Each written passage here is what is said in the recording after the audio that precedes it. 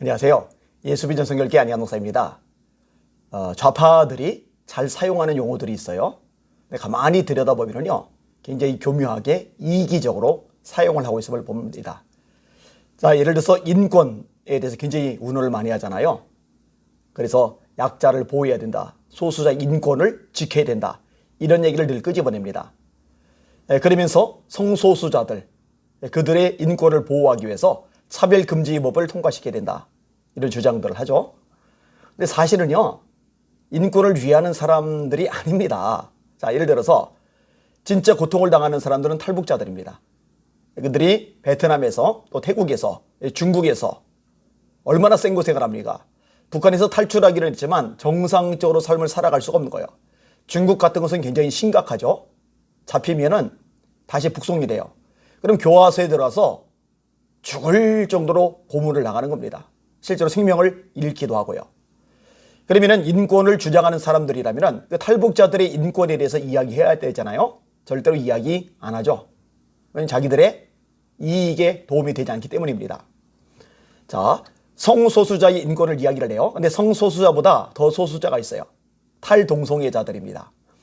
동성애에 빠져 들어갔다가 진짜 놀랍게 거기서 벗어난 사람들. 그런데 그들이야말로 성소수자들보다도 더 소수자들인데 그들의 인권에 대해서는 일절 이야기를 꺼내지 않습니다. 참 심각한 일이죠. 자, 여성에 대해서 이야기를 많이 합니다. 여성을 존중해야 된다. 그래서 성인지 감수성, 요즘 많이 들어보는 용어죠. 성인지 감수성이 모자라서 그렇다. 근데 여성들을 엄청나게 위하는 것 같은데 사실 들여다보면 그렇지는 않아요.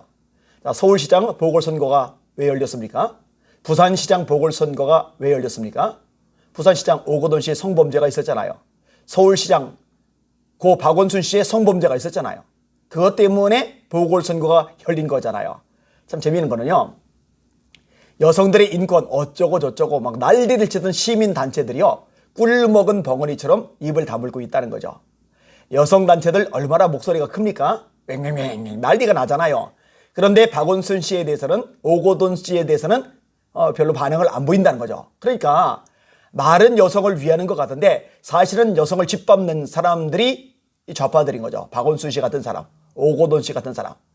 여성을 위하는 것처럼 목소리를 높이는 사람들인데 자기 편들이 여성을 짓밟으면 침묵하는 거죠. 좌파 인권단체들, 여성단체들, 시민단체들, 심각한 문제가 많습니다. 최근에 난리가 났어요. 10일에 광화문 정부 청사 앞에서 기자회견이 열렸습니다.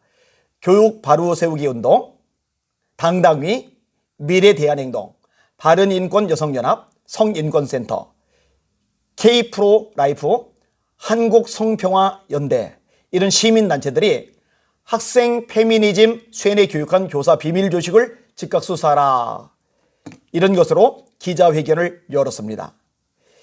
이 성명서 내용을 보면요, 어린 학생들에게 자신들의 왜곡되고 삐뚤어진 가치관을 심어주는 거예요. 페미니즘으로 포장을 해가지고 말입니다. 4년 동안 활동한 게 들통이 난 거예요. 그 교육 내용이, 이 조직에서 말한 내용이 굉장히 충격적입니다. 페미니즘 교육을 위해서 회원들에게, 교사들에게 지침서 같은 것을 공유하는데 그 내용을 제가 인용해 드릴게요. 교사는 청소년기 이전의 아이들의 심리를 이용하여 그들의 생각을 바꾸고 때로는 아이들 간의 정치에도 개입할 수 있다는 장점이 있다. 아니, 아이들을 보살피고 지켜줘야 될 교사들이 아이들의 심리를 이용하라고요?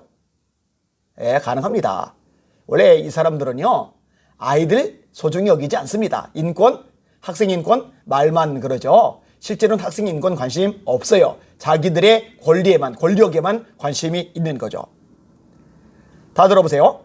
선별학생은 되도록이면 가정형편이 어렵거나 부모가 있어도 부재하다고 판단하는 아이들을 조부모 양육 또는 보육원, 진로상담 혹은 학교생활 상담이라는 명목으로 선별하기 바란다.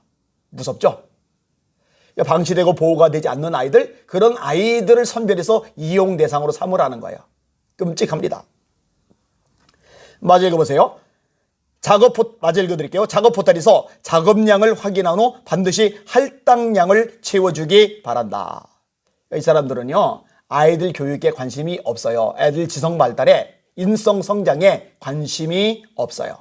도구예요, 도구. 애들을 이용해 먹는 거예요. 이런 사람들이 교사로 있으니 얼마나 불쌍한 아이들입니까? 참 가슴 아픈 현실입니다. 이 나라도 문제요. 이 문재인 정부도 참 심각합니다. 이 성인지, 페미니즘, 여성가족부 다 총체적인 문제들인데 이 성인지 예산이 얼마인지 아세요? 충격받을 겁니다. 35조입니다. 35조. 작년에도 어마어마하게 지출이 되었더라고요.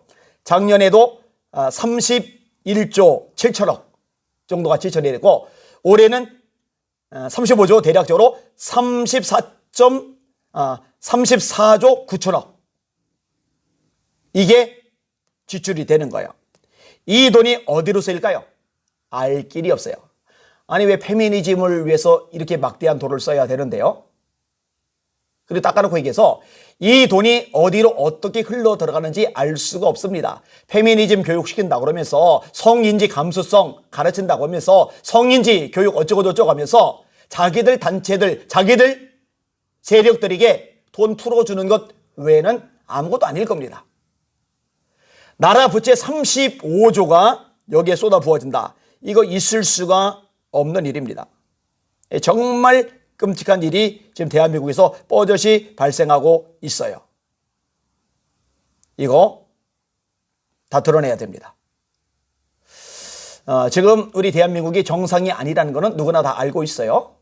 그런데 그럼에도 불구하고 현실을 제대로 보지도 못한 채 문재인 멋지다, 문재인 잘한다, 문재인 보유국 어쩌고 저쩌고 하는 목회자들도 있는 것이 비참한 대한민국의 현실이고 한국교회의 끔찍한 현실입니다. 그런 목회자들 밑에 있는 교인들은 비참하고 불행한 거죠. 성인지 이런 곳에 35조나 쏟아부을 돈 없습니다. 국방비가 1년에 얼마 들어가죠? 한 54조 들어가나요? 거기에 근접해 갈 만큼 어마어마한 돈을 왜 쓸데없이 쏟아붓는지 모르겠어요. 이런 부분을 생각보다 모릅니다. 아까 아주 중요한 구호 시민단체 영역에서 활동하는 젊은 사람 둘이 찾아왔어요. 예수 믿는 사람들입니다. 이야기를 나누다가 이런저런 정보들을 제가 이야기를 끄집어냈는데 아무것도 몰라요. 들어본 적이 없대요. 참 괜찮은 사람들인데 몰라요. 그만큼 정보에 대해서 다 젖어 있는 겁니다. 여러분 목사인 제가 왜 이렇게 핏대를 높여가면서 이렇게 다양한 소식들을 알릴까요? 국민들이, 성도들이, 목회자들이 무지하면 안 되니까. 세상이 어떻게 돌아가는지, 사회가 어떻게 돌아가는지, 정치 권력이 어떤 짓을 저지르는지 무지하면 넘어가 버리고 말 테니까 알릴 필요가 있는 겁니다. 이 영상도 많이 좀 퍼뜨려서 35조나 쓰잘데없는 것에 쏟아부어지고 있다는 거 이거 좀 드러내실 필요가 있어요. 서울시장 선거 때 보니까 20대 남자 청년들 같은 경우 압도적으로 오세훈 씨를 지지를 했더라고요.